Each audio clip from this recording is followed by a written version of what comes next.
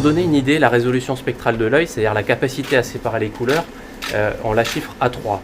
Ici, on va chercher du 25 000. Donc on va chercher des choses qui sont extrêmement fines pour voir précisément la signature du CO2. L'augmentation de la concentration atmosphérique des gaz à effet de serre provoquée par l'activité humaine est en effet la cause principale du réchauffement climatique. Le gaz carbonique en est l'une des principales composantes et pouvoir le mesurer est un sujet sociétal crucial pour lequel l'espace apporte une contribution déterminante. Microcarb a pour ambition de démarrer une nouvelle filière d'excellence européenne dans ce domaine.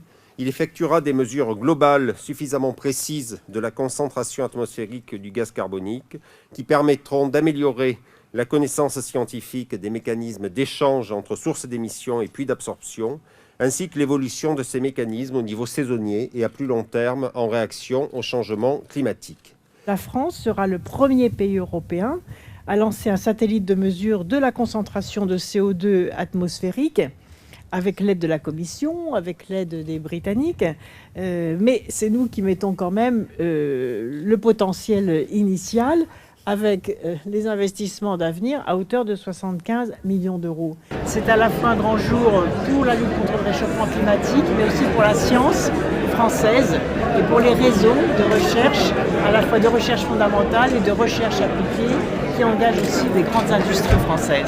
Ça va être une façon de suivre la diminution du CO2. Et donc à un moment où les États parfois s'interrogent sur mais est-ce que c'est utile tout ce qu'on fait, parce qu'on ne voit pas tout de suite l'impact des actions concrètes de lutte contre les émissions de gaz à effet de serre. Aujourd'hui, il faut un délai très long pour observer les choses. C'est très très long. Là, on aura l'information en temps réel, donc ça va absolument tout changer. Aujourd'hui, je crois que la nouvelle aventure européenne, industrielle et scientifique, elle est autour des questions climatiques. Et voilà un bon exemple de ce que l'on peut faire en dimension européenne.